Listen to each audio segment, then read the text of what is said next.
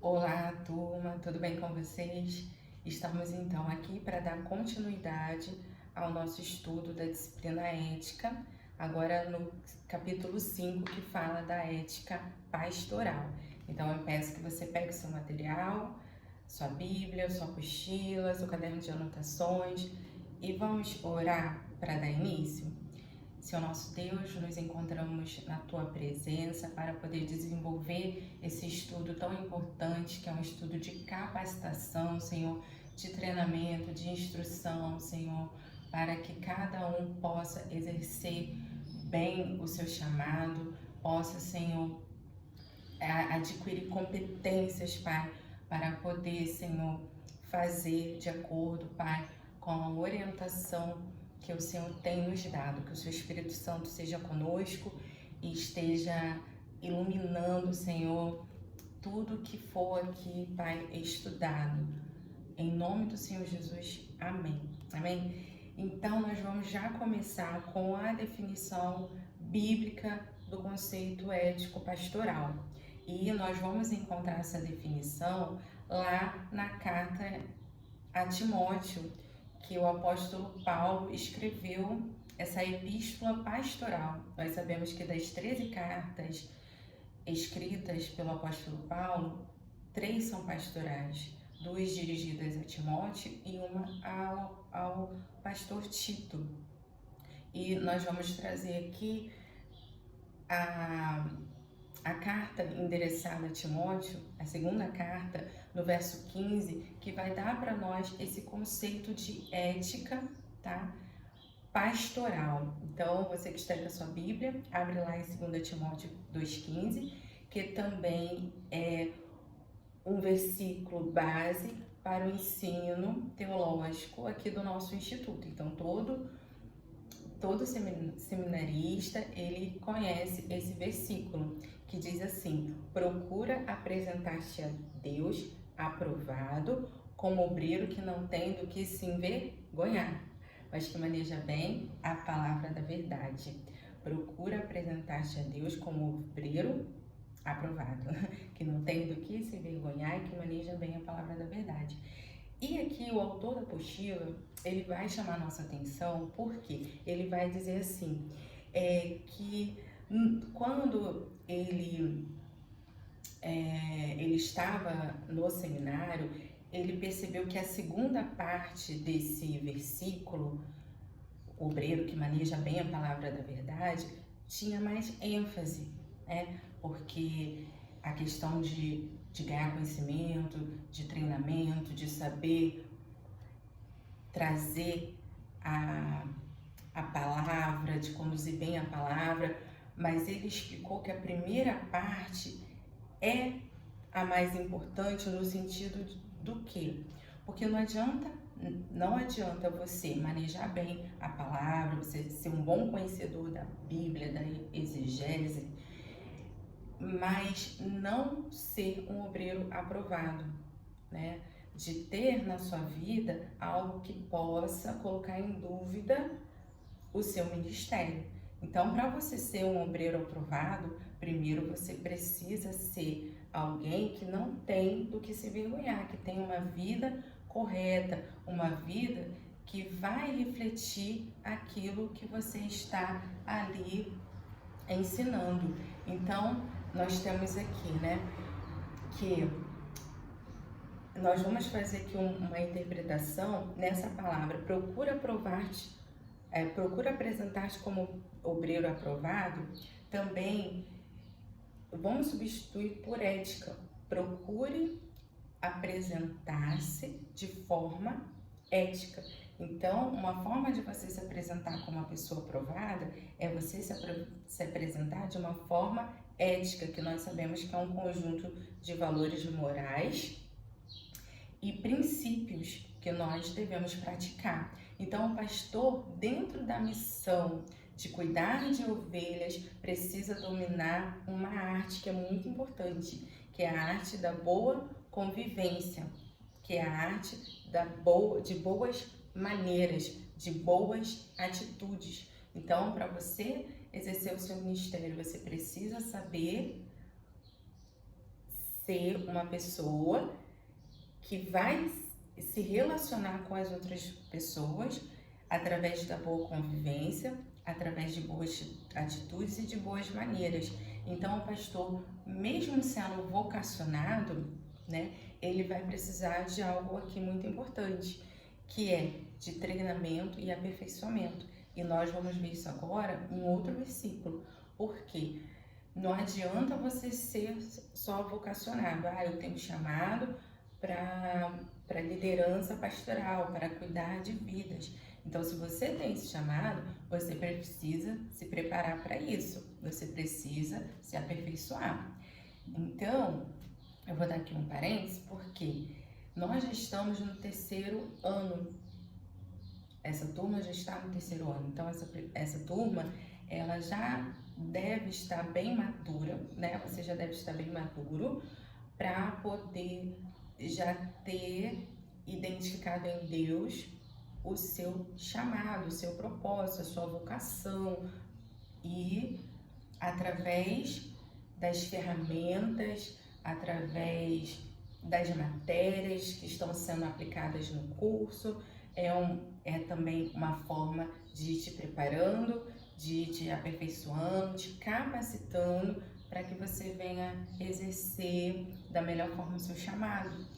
E aí nós temos aqui essa regrinha de ouro que está também em Timóteo. Agora nós vamos lá para 1 Timóteo, no capítulo 4. Não, desculpa. Nós vamos para 2 Timóteo, no capítulo 3. Nós vamos lá para o versículo 16 e 17. Tá bom? Então vamos lá?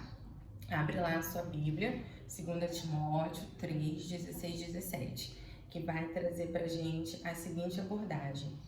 Toda a Escritura é divinamente inspirada e proveitosa para corrigir, para repreender, para ensinar, para instruir em justiça, para que o homem de Deus seja perfeito e perfeitamente instruído para toda boa obra. Eu vou reler aqui, que nós temos a tradução aqui da Almeida Corrigida, e é um versículo também, são 2 versículos que fazem parte da nossa vida. Então eu vou ler novamente. Toda a Escritura é divinamente inspirada e é proveitosa para quê? Para ensinar, eu tinha trocado, para repreender, para corrigir e para instruir em justiça. E para quê? Para que o homem de Deus seja perfeito e perfeitamente instruído para toda boa obra. Aqui a gente vê que através das Escrituras nós temos aqui essa ferramenta que ela é proveitosa. Toda a Escritura inspirada por Deus, ela é proveitosa para poder nos desenvolver, para que o obreiro venha se capacitar para toda boa obra. No decorrer aqui da aula, nós vamos ver aqui características que o obreiro precisa ter para exercer o seu ministério, dentro aqui da ética pastoral. E vai mostrar aqui para nós umas regrinhas, que nós precisamos observar. E primeiro, o que nós temos que ter aqui de convicção, de entendimento para exercer o chamado? Primeiro, ter como regra de fé e de conduta a palavra de Deus. Ponto. Segundo, nós precisamos ter convicção do nosso chamado. Então, se você tem chamado pastoral, você precisa ter essa convicção, porque você vai precisar ter um bom relacionamento familiar também, um relacionamento familiar exemplar. Você vai precisar ter uma vida de vocação, uma vida de oração regular, desenvolver um bom relacionamento com os seus superiores e colegas, exercer dignamente o seu ministério, ser zeloso no cumprimento de todas as suas obrigações, que isso vai levar você ao apacentamento das ovelhas de Deus, a restaurar vidas, a formar indivíduos, promover um movimento de conversão de pais a filhos, procurar ser um referencial. E fala aqui que nós não devemos esquecer que todo pastor precisa de treinamento, como nós estamos aqui abordando, tanto em áreas éticas como também em formação espiritual. E precisa também entender que a prática da ética é uma arte que pode ser aprendida. Então, você precisa buscar cada vez mais agir de forma ética, agir de forma modelo, padrão, né? Sempre fazendo, como a gente aprendeu a respeito da moral, que é a ética na prática, fazer as coisas de forma correta, tá bom? E vamos então aqui continuar o nosso treinamento. Nós estamos aqui hoje em treinamento, porque nós temos aqui na ética, na vivência, no relacionamento pastoral, há algumas recomendações, tá? E eu separei aqui para vocês 8 recomendações que são regras de ouro também, de como tratar os colegas de ministério, porque nós vamos deparar sempre com os nossos colegas de ministério que estarão ali conosco, junto na obra ministerial. E aí nós também precisamos agir com ética. E aqui fala, né? Primeiro, evite pessoas que difamam os outros, né?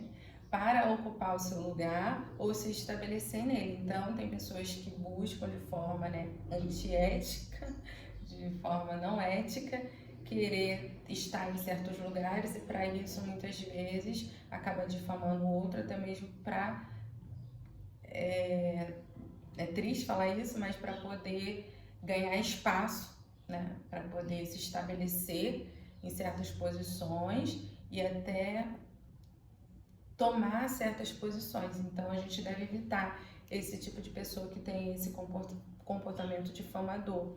E também nós devemos aprender a dizer não, para não se sobrecarregar. Então, por exemplo, a gente deve atuar dentro do nosso limite. Nós não podemos aceitar tudo, dizer sim para tudo, porque senão você vai se sobrecarregar demais. Só a gente lembrar de Moisés, né, que foi ali instruído pelo seu sogro a poder escolher pessoas capacitadas no meio ali da congregação que pudesse ajudá-lo em assuntos menos graves. Então, assim também a gente deve agir. Nós devemos dividir tarefas, delegar tarefas e não abraçar tudo. O seu ministério não te dá garantias terrenas, tá bom? Então, quem acha que entra para o ministério querendo garantias aqui nessa terra, saiba que não te dá. Nossa garantia não é terrena.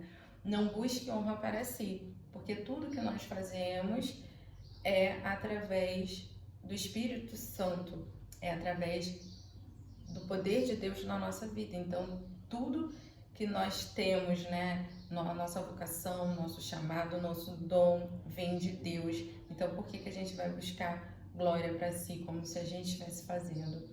Não seja soberbo, né? Porque às vezes Deus começa a te usar muito, você começa a ter destaque, aí você começa a se encher, começa a se achar superior aos demais, e saiba que não, que você está ali para servir o seu próximo, você está ali para poder ser um auxílio, né? Para poder ali ser a voz de Deus, estar ali como instrumento de Deus no meio daquele povo, mas não para se achar superior.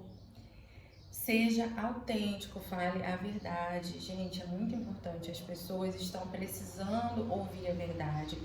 E muitas vezes o líder ele não fala a verdade com medo de entristecer a pessoa, com medo da pessoa ir embora, e ela acaba não tendo a oportunidade de ser uma pessoa melhor. Porque o que a verdade faz? A verdade ela vai te confrontar. Então ela vai fazer com que você ou melhore descobrindo aquela verdade, ou que você realmente não queira entender, né? Não queira receber aquela verdade, mas é sempre importante que você fale a verdade. E outra coisa, seja fiel à palavra. Então, a nossa regra de fé, como nós aprendemos lá em 2 Timóteo 2,15, que nós precisamos manejar bem a palavra, porque ela é a nossa ferramenta. Nós não podemos sair dela. Então, manejar bem a palavra e fugir dos descontentes, que são aquelas pessoas que não importa o que você faça, não importa a sua dedicação, a pessoa vai estar sempre descontente, vai estar sempre tendo alguma coisa para poder pôr para baixo, para poder te desanimar. Então, se você tem uma visão de Deus, se o Senhor está te dando direcionamento, fuja dessas pessoas, né? Para que você não tenha que ter prejuízo na obra. Então, o pastor precisa, outra característica aqui, né, que está em destaque na apostila, é de você precisa buscar o fruto do Espírito. O pastor, ele precisa buscar ser completo. E como você vai ser completo? Tendo o fruto do Espírito, que aqui a gente conhece, que é o amor, o gozo, a paz, a longanimidade, a benignidade, a bondade, a fé, a mansidão e a temperança. Nós vamos falar de alguns itens aqui, né, do fruto do Espírito, mas é de conhecimento de todos. Inclusive aqui, eu separei aqui 3 características a respeito que o líder pastoral ele deve exercer. Essas 3 características incluem a integridade, inclui a temperança, que a gente viu ali um fruto do Espírito, e inclui também a moderação, né, que é parecido também com a temperança.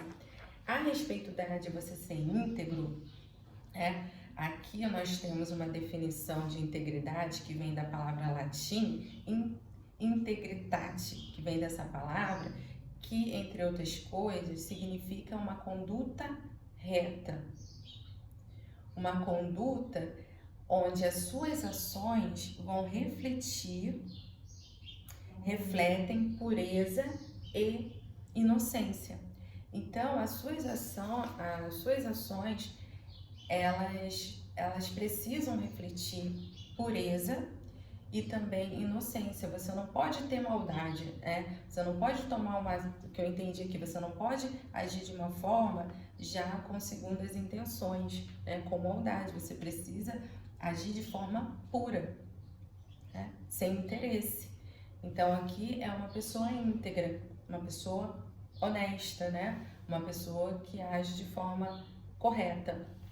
E temperança, que é citada aqui como uma virtude universal, que é a virtude de você ser equilibrado, de você estar sob limites, colocar sob limites, de ter moderação e domínio sobre os seus instintos, né? Sobre a sua carne, vou colocar aqui diferente, você ter limite sobre a sua carne, sobre a sua natureza. Porque não é porque você é pastor que você não tem desejos, manifestações carnais. Você pode ter, mas você vai ser uma pessoa sob domínio. Você vai dominar essa natureza que tenta, muitas vezes, te dominar. Então, hoje você é uma pessoa espiritual, mais do que nunca um pastor, um líder, um homem espiritual, uma mulher espiritual, e ela precisa ser uma pessoa que exerça temperança.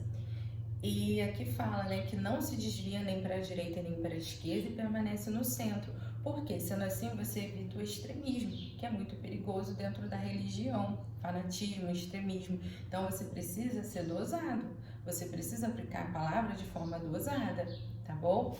E, para fechar aqui, essas características importantes que nós precisamos desenvolver, moderação, que contraria todo tipo de contenda, né?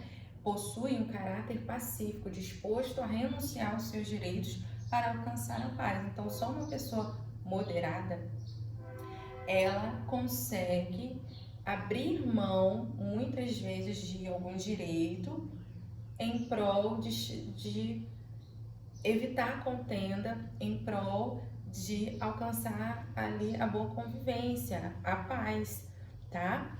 E aqui eu coloquei para destacar a diferença de uma pessoa pacífica para uma pessoa mantenedora da paz. tá? Porque a gente pode confundir, porque, então já que eu tenho que ser moderado, ser uma pessoa, né, que busque apaziguar, então eu vou fingir que eu não tô vendo nada. Não é isso, né? Porque você pode manter a paz fazendo de conta que nada está acontecendo, né? Ali só sustentando o ambiente para que ele venha estar aparentemente tranquilo. Mas isso não é você ser um pacificador, porque o pacificador, ele vai no problema, ele vai resolver aquela situação, tá? Então, por mais que a gente tenha que evitar todo tipo de contenda, que nós temos, que a gente precise, assim, né, estar disposto a renunciar, nós não podemos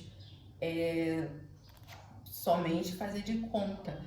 Para que a gente possa ser uma pessoa que traz paz, nós precisamos também resolver as questões daquele ambiente. Então, o que não está trazendo a paz naquele ambiente? O que está causando contenda? Eu preciso resolver, tá? Então, às vezes, para você resolver uma situação que está causando contenda ali no meio ali da congregação, você vai precisar agir de forma que vai expor algumas situações para que você consiga resolver aquela situação e não só colocar debaixo do tapete, tá entendendo? Então, às vezes é fácil eu pegar tudo que tá ali bagunçado, jogar debaixo do tapete, ou pegar as roupas que estão todas organizadas, jogar tudo dentro do armário, mas quando eu abrir o armário, as roupas vão estar lá e vão cair tudo em cima de mim. Então, eu não posso fazer isso. Então, eu preciso tirar tudo debaixo do tapete e colocar tudo nos seus devidos lugares. Tudo bem até aqui? Então, eu vou procurar não me delongar muito. Deixa eu ver agora aqui que nós vamos falar sobre 7 conceitos aqui da ética, né? 7 áreas que nós precisamos agir com ética e observar. Então, eu vou falar aqui para você essas 7 áreas e a gente vai falar, não sei sobre todas, mas vamos falar aqui de uma maneira geral sobre elas, que é a ética na vivência no relacionamento pastoral, ética ministerial, ética no relacionamento familiar, ética nas finanças, ética no relacionamento com outros pastores, ética nos deveres civis e sociais e ética e disciplina.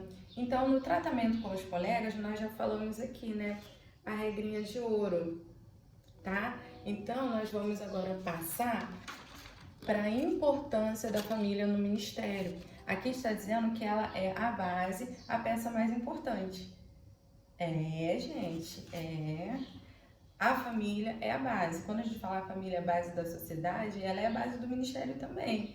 Então, tanto que nós vamos ver aqui o versículo lá em, deixa eu pegar aqui, lá em Timóteo, que vai falar sobre isso, que vai falar sobre a importância da família, lá em 1 Timóteo 3, do 7 ao 17, tá? Vai falar sobre o padrão moral dos pastores, tá? E nós vamos ler sobre isso. Mas primeiro vamos voltar aqui um pouquinho sobre a importância da família no ministério, que ela é a base, a parte mais importante.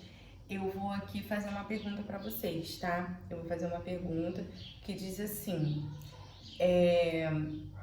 não sei se vocês já ouviram aquela frase, mas eu já ouvi muito.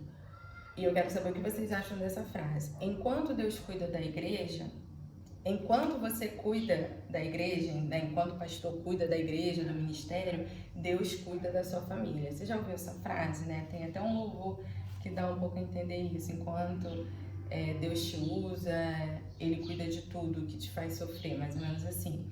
Você concorda com esse texto?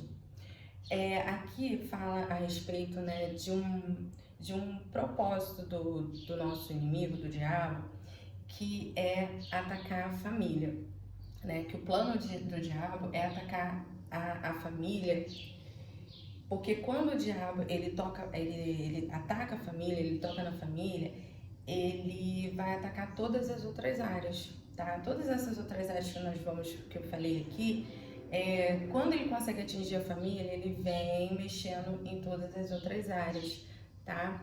E aqui fala também que o reduto familiar é o último a ser destruído, né? Que é o que está visando agora o anticristo, porque é o último lugar que o anticristo ele precisa ali ter o controle para que ele possa implantar o seu reino aqui, o reino do anticristo. E aqui fala sobre isso, né? Que ele quer, qual é o propósito do anticristo? É tirar a identidade da família, a identidade do homem e da mulher, de uma tal forma que o homem ele já não consegue definir o que é uma mãe, o que é um pai, o que é Deus, né? A pessoa, o indivíduo já, ele vai ficar sem essa identidade familiar, sem essa identidade de pertencimento, né? Porque nós precisamos saber que nós pertencemos a Deus, que nós pertencemos a uma família, né? Então ele está nesse plano de desumanizar. Não sei se vocês já ouviram essa palavra que hoje está sendo bem falada, desumanizar a sociedade. Isso é muito perigoso. Mas voltando aqui para a nossa questão, né, a respeito de enquanto Deus está ali, você está trabalhando, está cuidando da sua família, nós devemos tomar muito cuidado. Por quê? Porque se a família Deus nos deu, nós temos que tomar conta dela, e não Deus. É claro que Deus toma conta, né, de todas as áreas da nossa vida, mas a gente tem que entender as responsabilidades que são nossas, e o que é para nós fazer, para que a gente possa, o que é pra gente fazer, Deus não vai fazer por nós, tá bom? Então, a gente precisa ficar atento sobre isso, porque se você tem um ministério, você tem que ter ciência que você tem que cuidar da sua casa primeiro e também cuidar do seu ministério. Não adianta você estar 100% no ministério e deixando a sua família em necessidade. É muito interessante que tem uma ferramenta que mostra as áreas da sua vida e como elas estão, né? Que é como se fosse a roda da vida. Então, por exemplo, nessas áreas que você precisa estar ali em harmonia, às vezes a gente vê certos desníveis. Como assim? Por exemplo, vamos supor, eu tenho lá, né, eu vou citar algumas áreas da minha vida. Tem a área familiar, saúde, finanças, né? A social, espiritual. Então vamos dizer que eu esteja trabalhando muito, né? Que eu esteja focado muito no trabalho. Então eu estou ali focando no trabalho, nas coisas que eu quero, né, ali conquistar. E por conta desse excesso de trabalho, eu não estou me dedicando muito à minha família. Chego tarde do trabalho, já chego cansado, aí não consigo dar atenção para minha esposa, não consigo dar atenção para os meus filhos, ou vice-versa. A mãe não consegue dar atenção para casa, dar atenção, né, para o marido, para os filhos. E aí a gente vai ver que vai ficar uma deficiência. Então, enquanto você às vezes está muito ali empenhado num setor da sua vida, você às vezes acaba negligenciando em outra área. E também pode ser, por exemplo, na saúde. Às vezes você está tão dedicado ao trabalho, às coisas do trabalho, esquece de cuidar da sua saúde. E uma hora vai cobrar. Uma hora, né, seu corpo vai cobrar, sua saúde mental vai cobrar, sua casa vai cobrar. Então é a mesma coisa que acontece no ministério.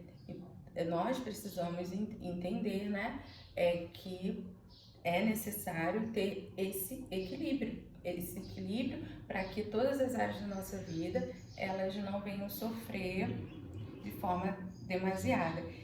E aí, claro que às vezes você vai precisar, né, se empenhar um pouco mais em certa área da sua vida por conta de algum objetivo, não? Você está focado em alguma coisa por um período, ou você pode ter que focar mais em uma área, por exemplo, você está cuidando da sua saúde, né? Você está com uma doença, você está procurando um tratamento, então vai outras áreas da sua vida ficar um pouco com falta de atenção, porque você está ali focado, mas aí você fez o tratamento, curou, tá bem? Então você volta a cuidar, gerenciar as outras áreas da sua vida. Então não tem como você ficar só focado em uma coisa e negligenciar a outra, entendeu? Então vamos pular aí essa parte. Nós estamos falando agora do relacionamento familiar e agora nós vamos falar do padrão moral do pastor. né, do padrão moral do pastor, que inclui aquele versículo que eu falei para vocês, que está lá em 1 Timóteo 3, do 1 ao 7. E nesse padrão moral, nós vamos abordar algumas orientações, que fala assim, ser marido de uma só mulher, né? Governar bem a sua casa, saber educar os seus filhos. Então, observe que o apóstolo ainda vai falar assim, se alguém não sabe governar a sua própria família, como poderá cuidar da igreja de Deus? Não sou eu que estou falando, está escrito lá nas recomendações de Paulo. Então, é muito importante essa atenção para a sua casa. E agora também tem aqui a ética no casamento, tá? Que fala a respeito da mulher sobre a submissão e do homem a respeito do amor, né? Que ele precisa ter para com sua esposa, como Cristo tem pela igreja. E aí, gente, tem aqui na apostila a questão do relacionamento conjugal, vocês podem dar uma olhada, tá? A respeito dessa importância do casamento, desse cuidado do líder com a sua esposa ou com o seu marido, né? Essa parceria que é muito importante, que pode prejudicar muito o ministério. E vamos falar também da ética na educação dos filhos, né? Que deve ser uma educação cristã, criar os filhos no caminho, mas em qual caminho? Do Senhor, no caminho de Deus, tá? E também queria fazer uma pergunta, gente, eu tô correndo, né, pra gente não delongar muito no nosso estudo, mas eu também quero aqui fazer mais uma pergunta, uma observação a respeito da educação dos filhos, né? E o que acontece? Por exemplo, quando se trata de você educar o seu filho, você ensinar, a gente sabe, né, das dificuldades que nós temos. Por exemplo, se o seu filho ele é criança, né, ele cresceu no evangelho, a gente sabe que tem as fases, né? Quando é pequenininho é uma benção para ir para a igreja, eles vão e com o passar do tempo a gente vai tendo uma dificuldade maior e chega uma idade que eles já muitas vezes já não querem nos acompanhar. E assim, a regra que eu coloco aqui em casa, que foi que eu aprendi com a minha mãe, eu fui criada num lar católico, mas eu aprendi com a minha mãe o que é prioridade. E eu aprendi com a minha mãe que eu deveria priorizar a minha vida com Deus, com questão de culto a Deus, né? Em primeiro lugar. Então, pode acontecer, por exemplo, porque a gente tem o domingo, né? O domingo é o dia que a gente tem como cristão para poder cultuar a Deus, né? Um dia assim que a maioria está de folga. E pode acontecer que às vezes a criança, vamos supor, estuda a semana inteira, chega no domingo, mãe, tô cansada, não quero ir para a igreja, né? Eu passei por isso aqui porque o meu filho começou a estudar longe de casa e ter que acordar de madrugada e chegar o domingo e falar que não queria ir. Aí eu peguei e falei para ele, olha, você, né, estuda de segunda a sexta, levanta tal hora para estudar e muitas vezes você não vai porque você quer, você vai porque você precisa estudar. Então, na casa de Deus, nós vamos cultuar a Deus, nós vamos, né, fazer o nosso devocional a Deus, nós não vamos só porque a gente quer ou só porque a gente está com vontade, nós vamos porque a gente precisa. Nós precisamos aprender, nós precisamos buscar a Deus, conhecer a Deus, porque nós dependemos de Deus para tudo. Ele é o nosso Senhor, Ele é o nosso Criador, é por conta dele que estamos aqui. Então, independente de estar cansado ou não, independente de querer ou não, nós devemos cultuar a Deus. E eu faço isso com meus filhos porque eu aprendi assim, e deu certo. Porque se eu for observar, né, de pais que agiram como eu fui criada e de outros pais na época que eu conheci que não agiam assim, a gente vai ver que os pais que agiram assim, a maioria dos filhos continuaram, né, esse legado. E já outros pais que não priorizaram e deixaram os filhos à vontade para ir ou não ir, a maioria não permaneceram. E aí, nós temos aquele entendimento, mas a gente não pode obrigar, porque a criança vai forçado e depois quando ela crescer não vai querer ir mais. Gente, tudo é a forma como você ensina, né? Tudo é a forma com que você disciplina os seus filhos. Porque se ele aprender, por mais que depois ele se afaste, ele vai depois entender, ele vai ter aquela consciência do ensinamento que você dava para ele, da disciplina que você dava para ele. Então aqui, né, uma observação que eu faço com relação aos filhos, né? E a gente já tá aqui, né, no caminho para terminar, mas nós temos também a ética na finança, né? Que a apostila aponta que a maioria dos problemas, gente, isso aqui nem eu sabia, mas fala aqui, né, que o problema com as finanças é o principal motivo de destruição e fracasso ministerial. Então a gente pode achar que é o pecado, né? Que depois fala aqui que vem seguido de outros problemas, como problemas sexuais, mas como problema assim de fama também, né? Como a pessoa começa a achar que já está muito grande no ministério, né? Também são causas de fracasso, mas não supera a questão das finanças. E aqui tem alguns ensinamentos, né? Que o pastor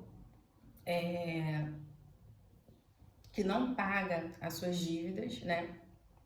Que pastores que se aproveitam das provisões da igreja de forma desordenada, que não prestam conta, né? Do dinheiro da igreja. Então tem essas questões aqui que pode causar o fracasso ministerial, né? Pessoas que não têm responsabilidade financeira, né? E aqui fala, né?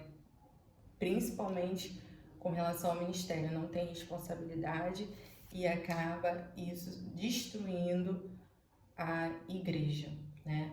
Então é sempre bom saber lidar com isso. O pastor, acredito que ele nunca deve ser a pessoa responsável pela finança da igreja, sempre deve ter alguém de confiança que preste conta. Isso é muito importante, prestar conta de tudo que entra, de tudo que sai para a igreja, e nunca usar de forma desordenadamente. Por exemplo, se você é pastor ali da igreja, um pastor principal ali da igreja, que viva da igreja, então que tenha um salário, mas um salário que seja conhecido de todos e que ele viva de acordo com aquele salário que ele recebe e não tendo acesso a tudo que entra na igreja, entendeu? A todo o saldo, porque as ofertas, os dízimos e as ofertas eram para a manutenção da obra. Então, dentro da manutenção da obra tem aquele que vive da obra, tem o salário daquele que está ali sendo, né, a pessoa que está de frente daquela obra, que está ali trabalhando. Digno é o obreiro do seu salário, mas não de todo o salário da igreja, tá bom?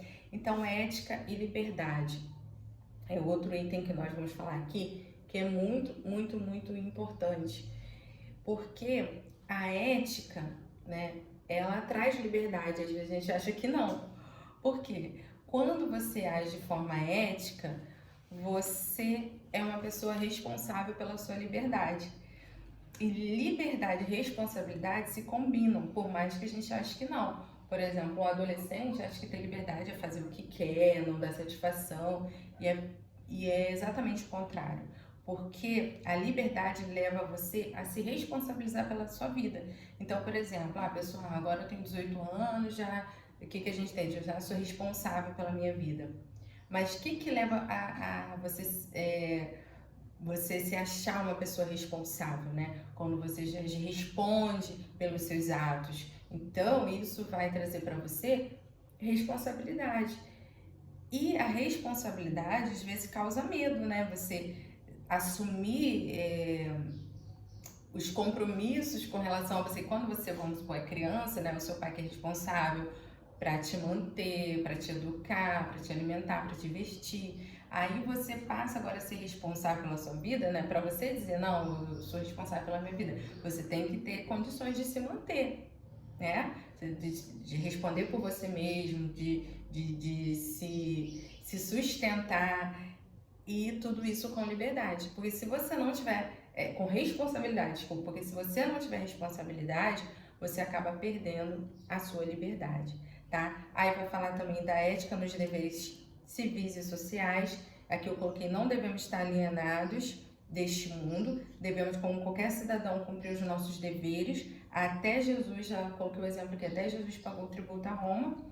Ética e disciplina, que também tem tudo a ver com o versículo que nós lemos, a respeito de você ser educado na palavra, né?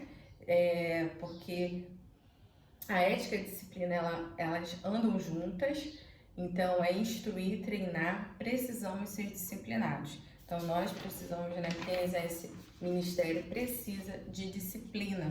E para fechar, nós temos aqui com relação à vida devocional do obreiro, do líder, que fala a respeito de que você necessita de uma vida de oração, né? Que são nesses momentos que você evolui como ministro, contato direto com Deus. Então você precisa de ter um devocional, de ter um momento com Deus e de ter em conjunto uma vida com oração. E eu coloquei aqui que um líder de oração sabe conduzir bem o seu rebanho. Então, se você é um líder de oração, você vai saber muito bem tomar decisões. Por quê? Porque na oração não é só você que fala com Deus, não, mas você também escuta Deus, né? A oração não é um diálogo, é um diálogo e não é monólogo, né? Não é só você, é um diálogo. Então, se você fala com Deus, Ele vai te responder. Talvez Ele não te responda naquele momento. Nós temos aqui até na apostila também exemplos de quando Deus não responde, por que Deus não pode não estar te respondendo, mas a resposta sempre vem, tá? E a oração te torna assertivo em suas decisões, tá bom? Então é sempre importante trazer tudo em oração diante de Deus. Gente, preciso terminar, né? Preciso terminar essa aula. Mas fala aqui sobre um conceito também importante, que eu já estava me esquecendo, que é a respeito da ética com relação à etiqueta, né? De como o pastor ele deve se apresentar. E aqui fala assim, na verdade, pastores, líderes, pessoas que lidam com o público, como estudamos, são muito visados o tempo todo. Então, como a gente está estudando aqui, eles são muito visados o tempo todo. Por isso, ele deve cuidar da sua aparência. É importante uma boa higiene pessoal, cuidado com o corpo, com a vestimenta, tá? Que isso mostra comprometimento com a obra. Ninguém vai para o trabalho de qualquer maneira. Não se entra em qualquer lugar, não se entra nos lugares de qualquer maneira. E no ministério deve-se ter o mesmo cuidado, ou até maior, tá? E aqui fala, por que é importante que o pastor preze pela apresentação pessoal em relação a quê? Quando falamos aqueles que estão de frente de um trabalho, como falamos aqueles que estão de frente de um trabalho, eles são alvos de observação constante, até modelos de conduta. Não é difícil ouvir, né? Mas meu líder usa, mas meu líder tem, mas meu líder pode, né? Por que eu não posso? Então, cuidado com a apresentação pessoal. Isso tem um peso ainda maior sobre a liderança, pois qualquer desvio é rapidamente notado, tá? Aí é que fala a respeito de roupas, né? Roupas têm que ser sempre limpas, unhas bem cuidadas, cabelos bem arrumados, né? Então, tudo isso é importante pro cuidado aí do ministério, porque você é aquela pessoa que está em posição, né, ali de observação, as pessoas estão te vendo, tá bom? Então fique com Deus, que vocês aproveitem bastante essa aula, tá bom? E até a próxima. O capítulo 6, que é aqui para finalizar, eu vou depois passar para vocês por escrito, tá bom? Um abraço.